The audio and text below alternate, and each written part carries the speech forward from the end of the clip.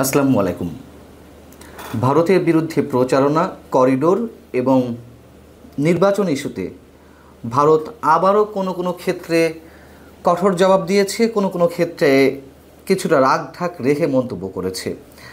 গত রোববার 25শে মে প্রধান উপদেষ্টার সঙ্গে রাজনৈতিক দলের যে বৈঠকগুলো হলো, সেই বৈঠকের একটি শেষে নাগরিক ঐক্যের সভাপতি মাহমুদুর রহমান মান্না সাংবাদিকদের কাছে মন্তব্য করেছিলেন যে প্রধান উপদেষ্টা নাকি বলেছেন ভারতীয় আধিপত্যবাদের কারণে দেশ বড় সংকটের মধ্যে রয়েছে, এজন্য পুরো জাতিকে ঐক্যবদ্ধ থাকা দরকার।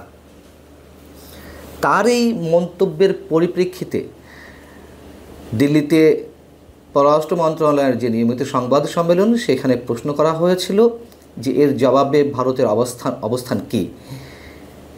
পররাষ্ট্র মন্ত্রণালয়ের মুখপাত্র রণধীর জয়সওয়াল তিনি বলছেন, বাংলাদেশ সরকারকে আমি বলবো তাদের দেশের গভর্নেন্স বা প্রশাসনিক ইস্যুগুলো সামলানোর দায়িত্ব কিন্তু তাদেরই। এ ব্যাপারে আমরা যে ধরনের বক্তব্য দেখতে পাচ্ছি বা যেসব মন্তব্য আসছে, তা থেকে মনে হচ্ছে দায়টা যেন তারা অন্য কোনো দিকে ঘুরিয়ে দেওয়ার চেষ্টা করছেন। তিনি বলছেন, বাংলাদেশ সরকারকে উদ্দেশ্য করে বলতে চাই, আপনাদের মনে করিয়ে দেব আপনাদের সামনে যেসব নিজস্ব চ্যালেঞ্জ রয়েছে সেগুলো আপনাদেরই দেখতে হবে। বিষয়টা কি তেমনই নয়? একটা জিনিস এই মুহূর্তে অন্তত ভোতা হয়ে গেছে, সেটি হচ্ছে সব কিছুতেই ভারত বিরোধিতা। এখন তার সেই ভারতের পরম বন্ধু, যার মাধ্যমে ভারতের স্বার্থগুলো উদ্ধার হচ্ছিল, যে অভিযোগগুলো আমরা করে আসছি, সেই আওয়ামী লীগ তো ক্ষমতায় নেই। আওয়ামী লীগের রাজনৈতিক কার্যক্রমও নিষিদ্ধ করা হয়েছে এবং ডিসেম্বরের মধ্যে নির্বাচনের দাবিতে রাজনৈতিক দলগুলো যে কর্মসূচি দিচ্ছে বা যে বক্তব্যগুলো দিচ্ছে, সেটি নিয়ে যে উত্তেজনা সৃষ্টি হয়েছে, সেখানে কেন ভারতকে টেনে আনা? এবং 25 আর 24শে মে যে বৈঠকগুলো হলো, সেই বৈঠকগুলো কিসের পরিপ্রেক্ষিতে হলো? সেনাপ্রধান জেনারেল ওয়াকারুজ্জামান 18 মাস বা ডিসেম্বরের মধ্যে নির্বাচনের যে দাবি তিনি আবারও উল্লেখ করেছিলেন, তার কারণেই তো সরকারের মধ্যে অস্থিরতার জন্ম থেকে রাজনৈতিক দলগুলোর সাথে বসা। সেখানে কেন ভারতীয় আধিপত্যবাদের কথা আসবে? এবং করিডোর ইস্যুতেও সেনাপ্রধান যে মন্তব্যগুলো করেছিলেন যে নো ব্লাডি করিডোর, অর্থাৎ তিনি স্পষ্টত বুঝিয়ে দিয়েছিলেন যে এই করিডোর দেওয়া হলে রাখাইনের উদ্দেশ্যে বাংলাদেশ রক্তাক্ত ভূমিতে পরিণত হবে, এমন একটা ইঙ্গিত তো তিনি দিয়েছিলেন।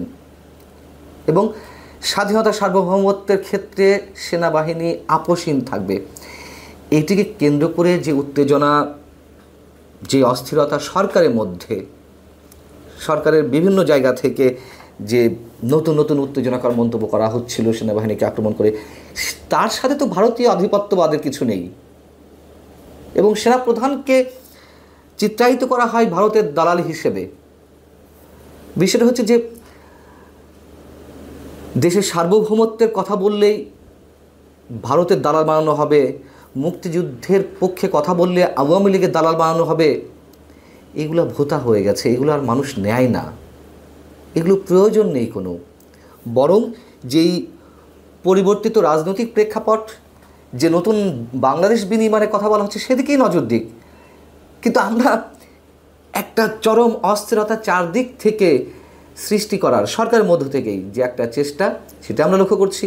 এবং তার পুঁজি ভারত। হ্যাঁ, ভারত এখনও পর্যন্ত অনেক ক্ষেত্রে অযাচিত অনেক ধরনের কাজ করে আসছে। বাংলাদেশে যে পশ্চিম ঘটানো হচ্ছে, সেগুলোর আমরা তীব্র নিন্দা জানাই অবশ্যই।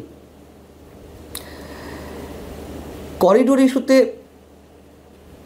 রাশিয়ার যে রাষ্ট্র নিয়ন্ত্রিত গণমাধ্যম RT, তাদের একটা নিউজের কথা আজ আমি আপনাদের বলেছি।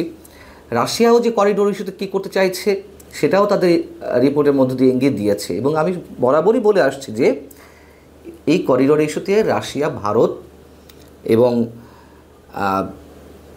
চীন একটা অভিন্ন নীতিতে থাকবে, একটা স্ট্র্যাটেজিক্যাল পলিসি তারা পৌঁছাবে। কোনো অবস্থাতেই তারা এই করিডোর দিতে দেবে না।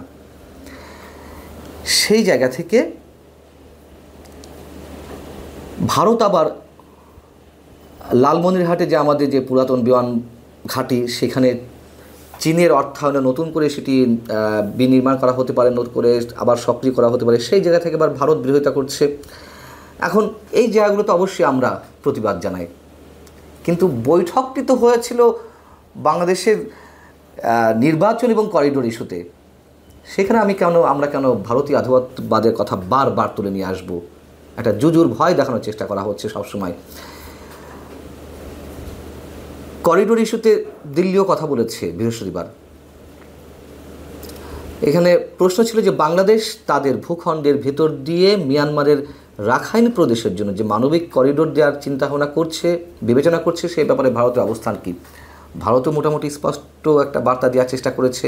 তারা বলছে যে রণদীপ জয়সওয়াল যেই মন্তব্যটি করলেন তা হচ্ছে এরকম যে এই ধরনের ডেভেলপমেন্টগুলো যেটাতে নিরাপত্তার প্রশ্ন জড়িত রয়েছে সেগুলোর দিকে সবসময় আমাদের সতর্ক নজর রয়েছে। আরও একটি প্রশ্ন ছিল নির্বাচন ইস্যুতে। ভারতের সাংবাদিকরা তার কাছে প্রশ্ন করছেন যে বাংলাদেশে অনেকগুলো রাজনৈতিক দল দ্রুত নির্বাচন আয়োজনের দাবি জানাচ্ছে, সে ব্যাপারে ভারতের বক্তব্য কী? খুব জোরের সঙ্গে আবারও সেই পুরনো কথা তিনি তুলে এনেছেন। উত্তরে তিনি বলছেন যে আমরা বাংলাদেশে নির্বাচন আয়োজন নিয়ে বারবার একটা কথাই বলে আসছে, বাংলাদেশকে তাদের দেশের মানুষের রায় ও ম্যান্ডেট কি সেটা যাচাই করতে হবে।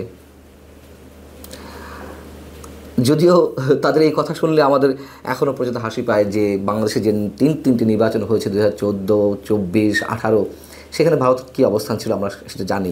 যাই হোক, এখন তাদের অবস্থান থেকে তারা এই কথাগুলো বলছে এবং রণধীর জয়সওয়াল আবারও বলছেন যে আর সেটা করতে অন্তর্ভুক্তিমূলক সুষ্ঠু